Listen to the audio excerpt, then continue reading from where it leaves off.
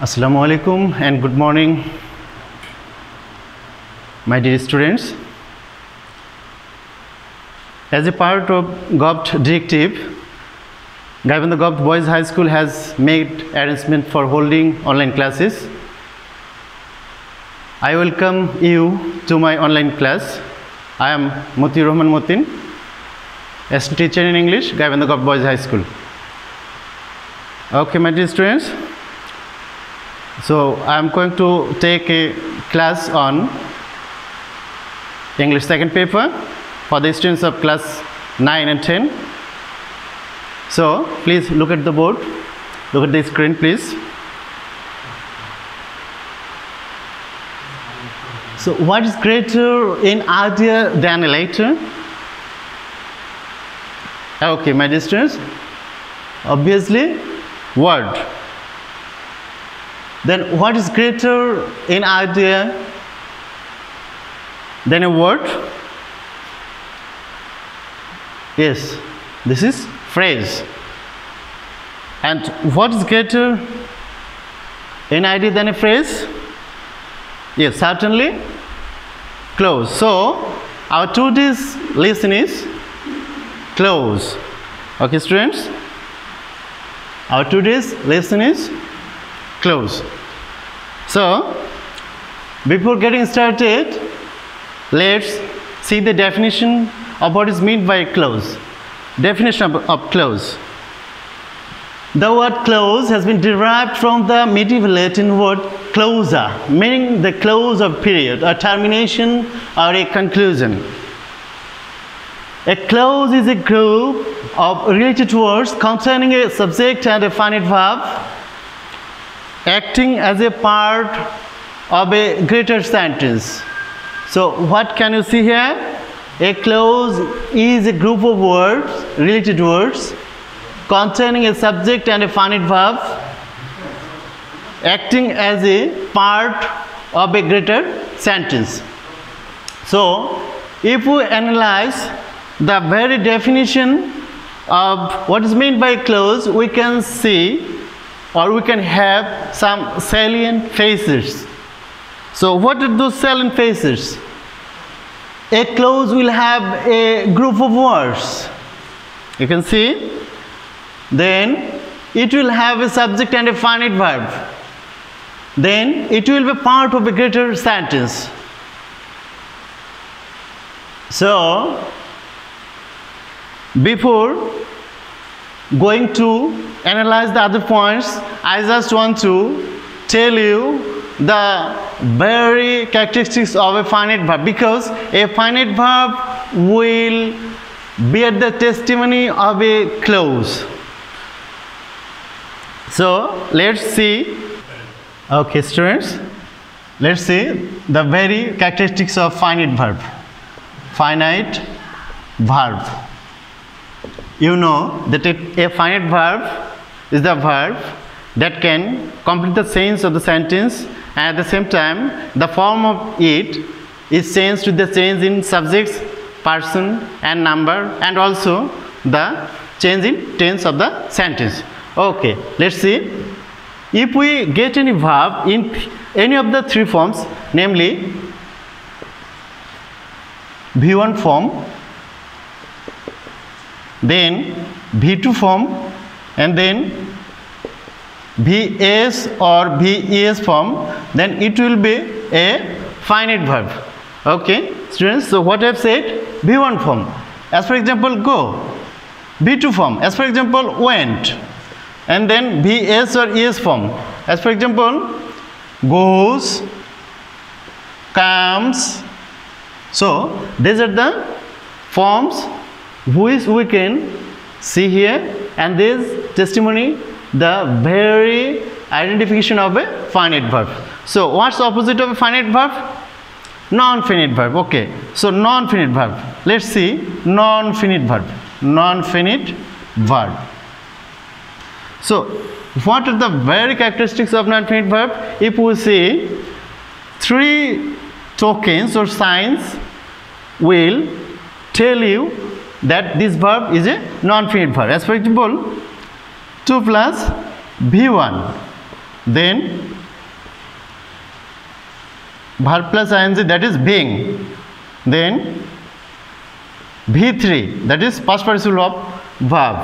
So if you get any verb in any of these three forms, so this will be a non-finite verb, and if you get any verb in a sentence in non-finite verb, and if it stays in a group of words, it will never be a clause. But if you get any verb in any of the three forms in a group of words, this will be a clause.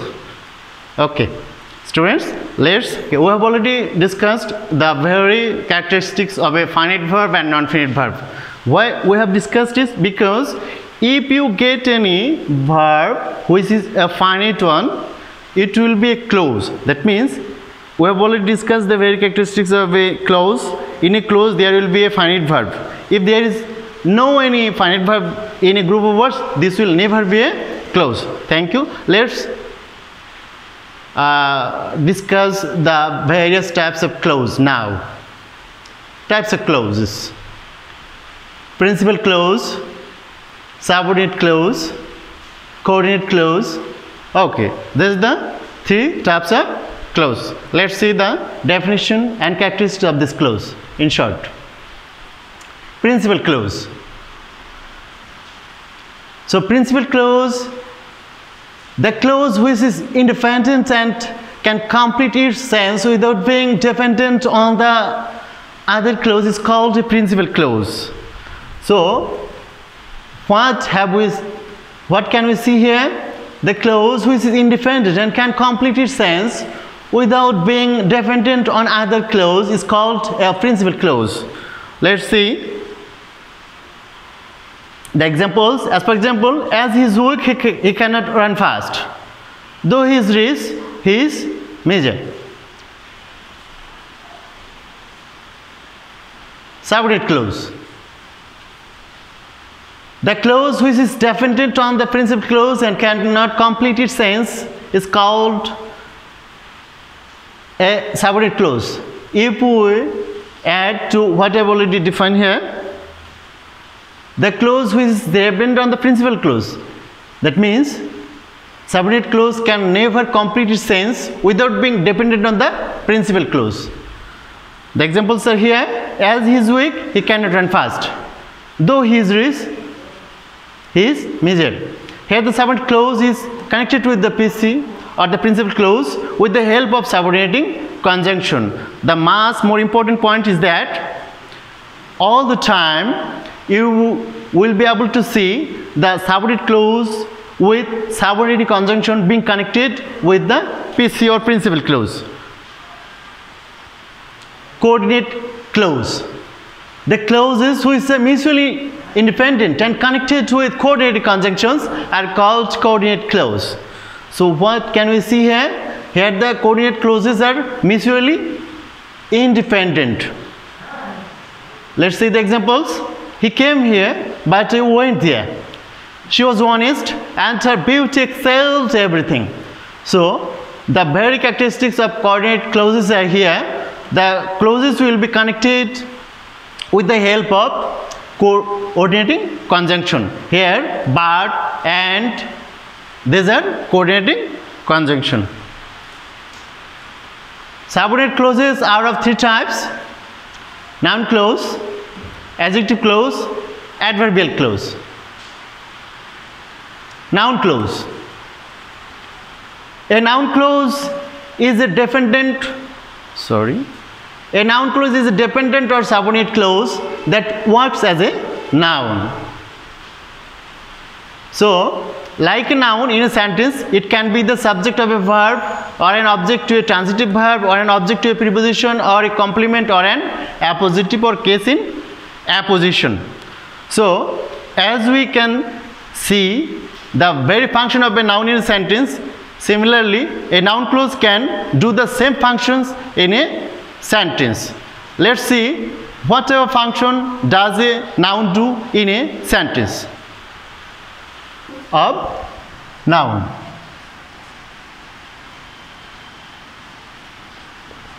Functions of a noun. A noun can be the subject of a verb.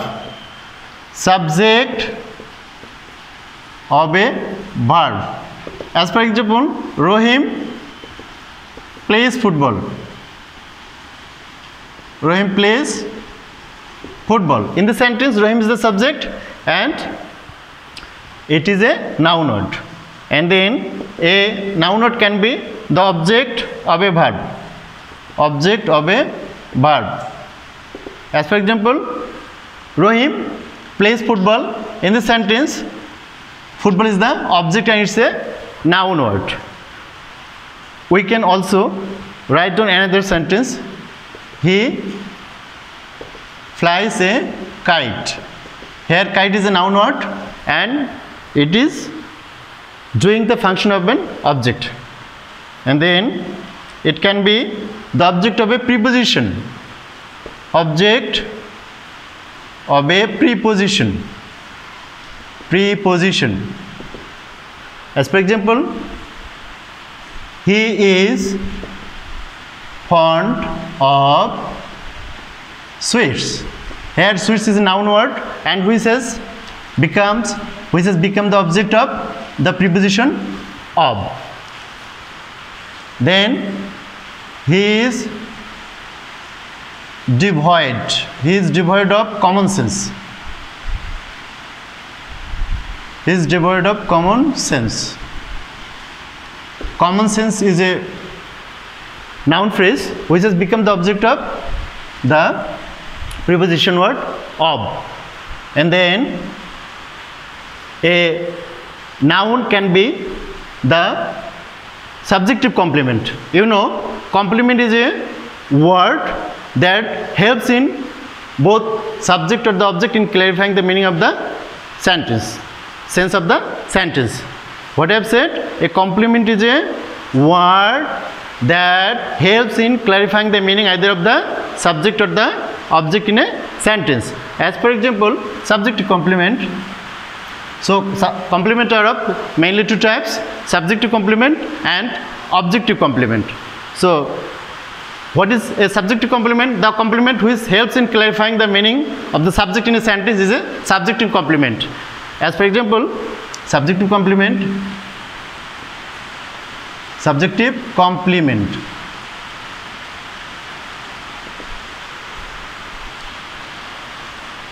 The boy is Rohim.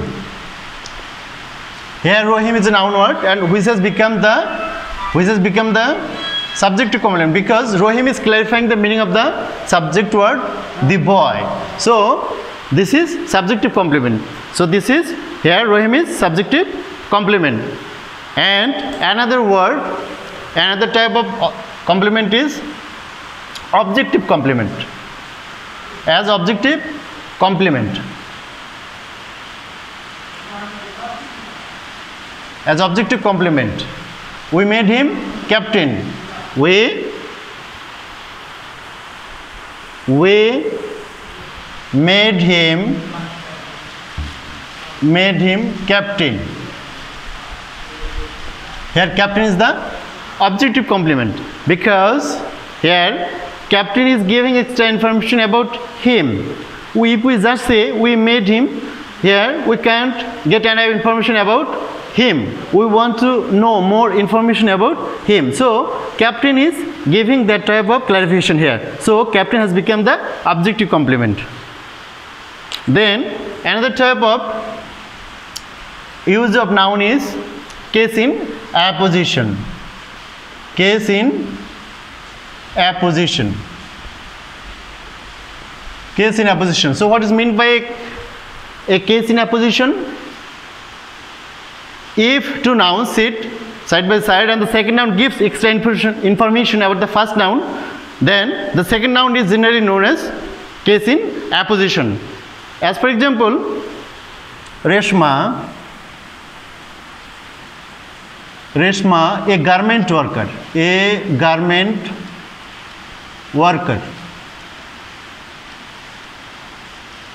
has been salvaged, salvaged.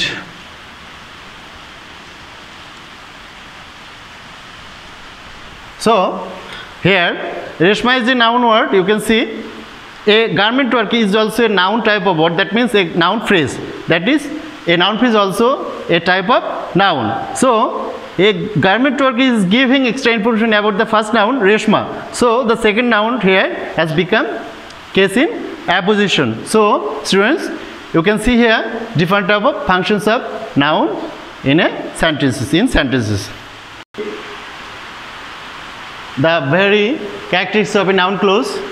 A noun clause is generally connected with the principal clause with some connectives. So what is meant by connectives? Connectives are different type of connectors or linking words. As for example, a noun clause will be connected with the principal clause with some connectors or linkers or some connectives. So these are conjunction. The conjunctions are that, if, whether. Then interrogative pronouns: who, whom, whose, what, which. Then interrogative adverbs: when, where, why, how. So different types of position of noun clauses in sentences. Noun clause as subject of a verb, noun clause as object of a verb, noun clause as object of a preposition, noun clause as subjective complement, noun clause as objective complement, noun clause as appositive or case in apposition. So these are different type of noun clause. A noun clause can be the subject of a verb. Function of, let's see the function of a noun clause.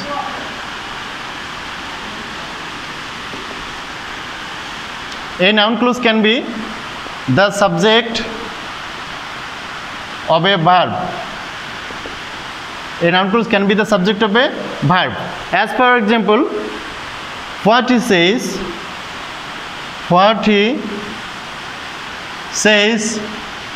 is beyond our perception.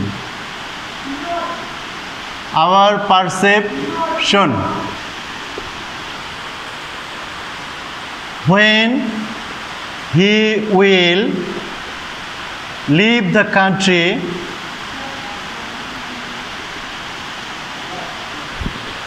is uncertain, is yet to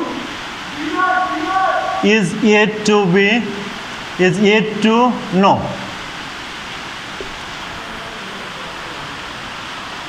Whether he will come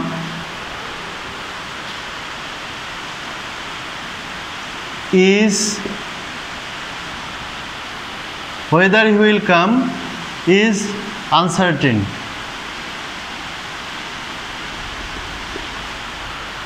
Then why he did it is mysterious. Why he did it is mysterious.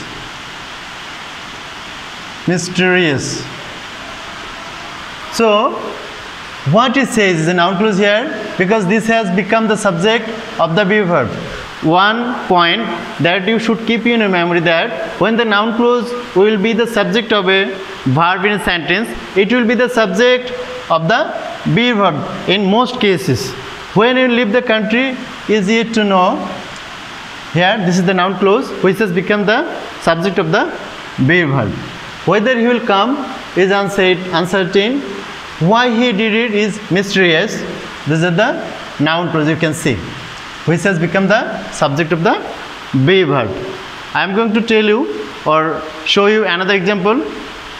How he escaped. How he escaped is a wonder. How he escaped is a wonder. Here the noun clause has started with different type of connectives. You can see here. Here it's a relative pronoun. This is adverb. This is a conjunction word.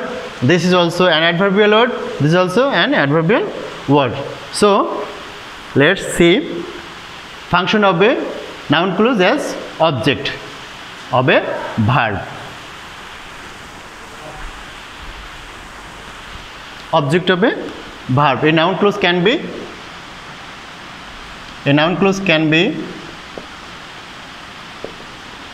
object of a verb. So when the noun clause would be the object of a verb, it will be the object of a transitive verb. You know the very characteristics and definition of transitive verb. A transitive verb is the type of verb which needs or which takes an object to complete the sense of the sentence. As for example, know, tell, regret,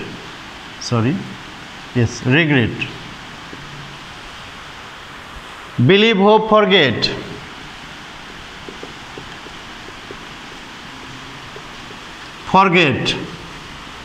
so these are some types of or a few transitive verb.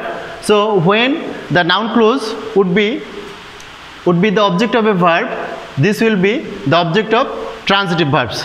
So let's see some examples. I know what he wants.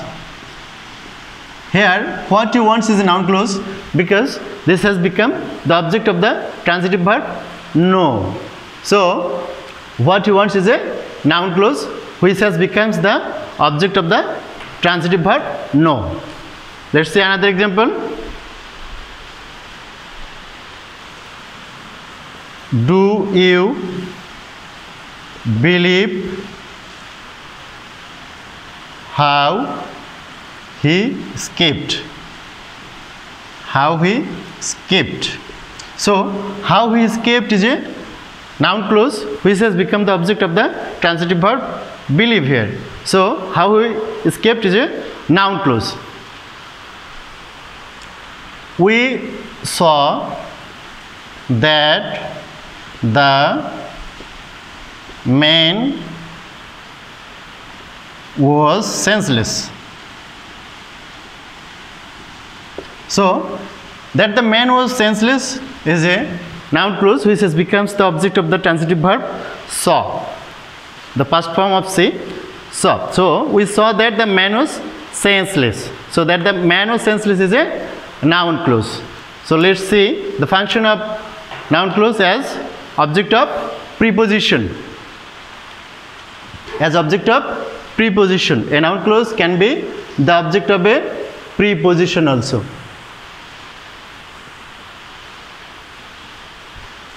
Object of a preposition.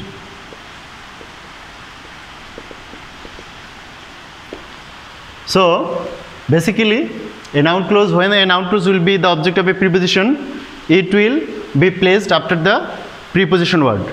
As for example, it depends on how you work. It depends on how you work. Here how you work is a noun clause because this has become the object of the preposition word one. Here one is a preposition word and after it we have placed the noun clause how you work. Then I have no knowledge of who did it. Here who did it is a noun clause because this has become the object of the preposition word of. The preposition word is of here and the noun clause is who did it has been placed after that preposition word of. He has come from where I worked. Here where I worked is a noun clause because this has also becomes the object of the preposition word from. So we have already seen the position of a noun clause after preposition. Let's see position of noun clause as subjective complement. Students, let's see noun clause as subjective complement. Noun clause as subjective complement.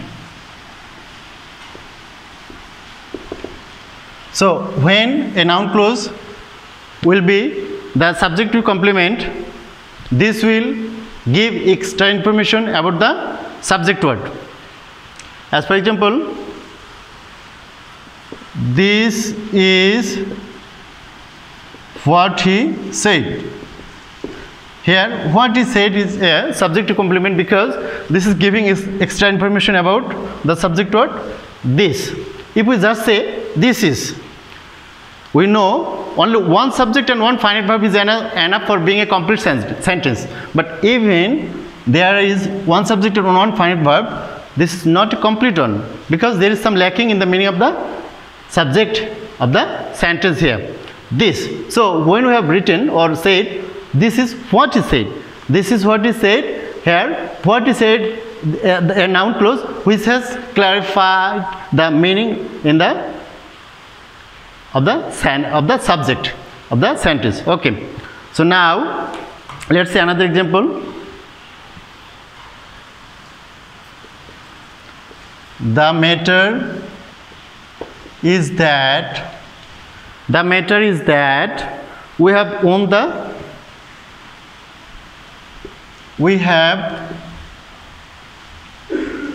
the game. Here, that we have won the game is a noun clause which has clarified the meaning of the subject word, the matter. Another example, the important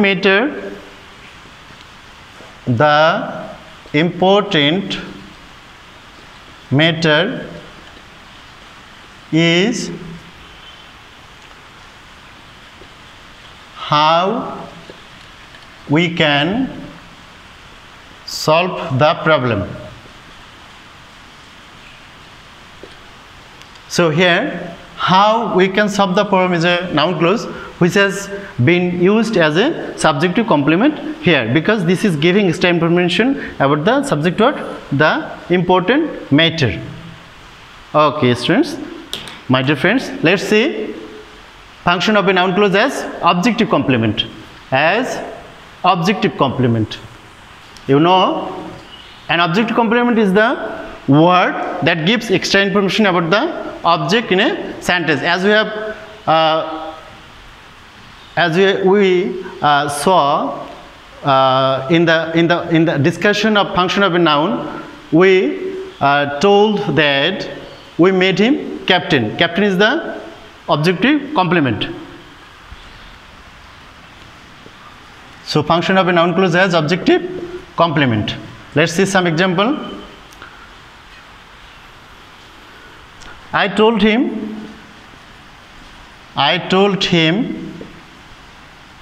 what he wanted to know. What he wanted to know. Here, what he wanted to know is the objective complement because this is giving extra information about the object, him here. Let's see another example. He told me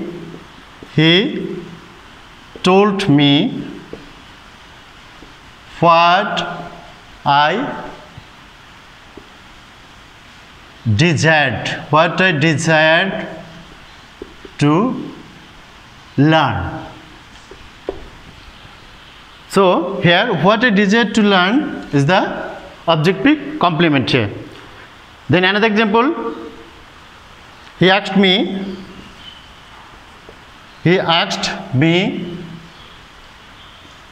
whether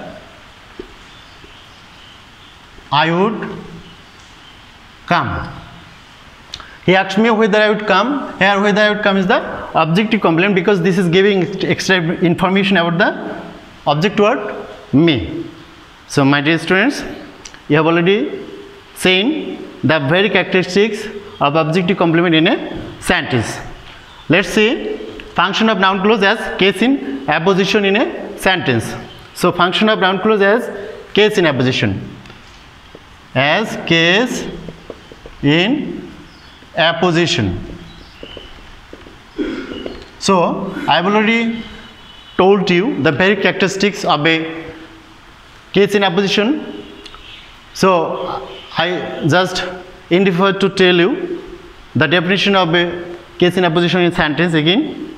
When two nouns sit side by side and the second noun gives extra information about the first noun, then the second noun becomes the case in apposition of the first noun. So let's see some example of noun clause as case in apposition.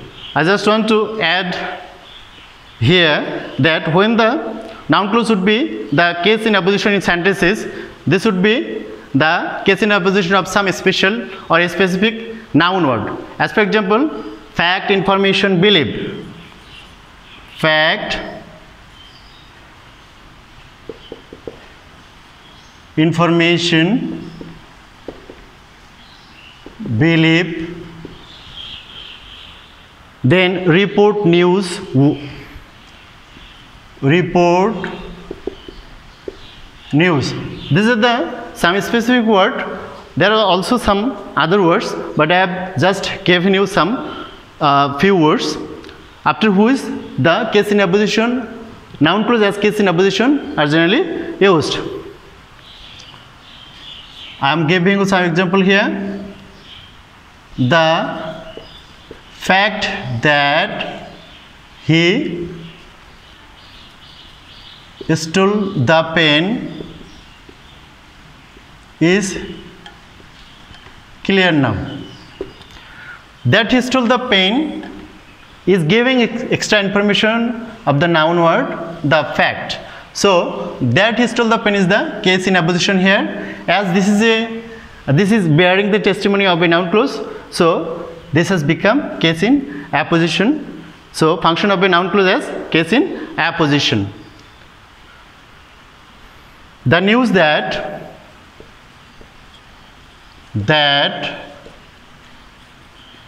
COVID-19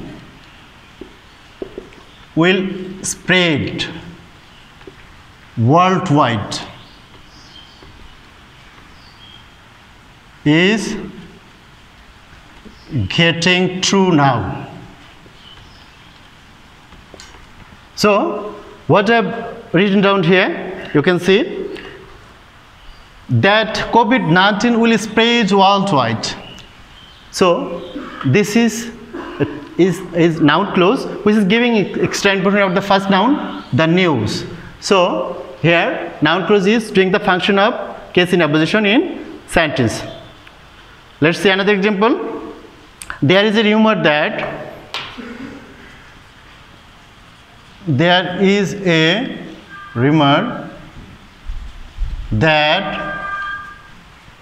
he will leave the country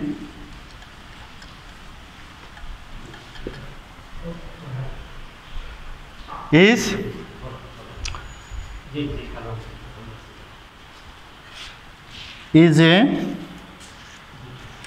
baseless. The rumor that he will leave the country is baseless. So that he will leave the country is doing the function of a case in apposition, which is giving extra information about the noun word, rumor. So that will leave the country is baseless. That will leave the country is the noun clause, which is doing the function of case in apposition in sentence. Okay, students. Okay, my dear students, we have already discussed the various kinds of noun clause in sentences. We have also learned about various type of function of noun clause in sentences. So I am going to give you homework. While you will be staying at home, you will be trying to solve this homework. I have written down some sentences here. I have given you some sentences here. In the sentences, you will have to determine different type of noun clause from these sentences. So this is your homework. I think you will be able to solve this problem. So the problem is you will have to determine different type of noun clause from these sentences. Okay, my dear students, I will request you to stay home and stay safe. At the same time, you will also try to wash your hands very often, as soon as possible. Okay, thank you, my dear students. Thank you. Best of luck.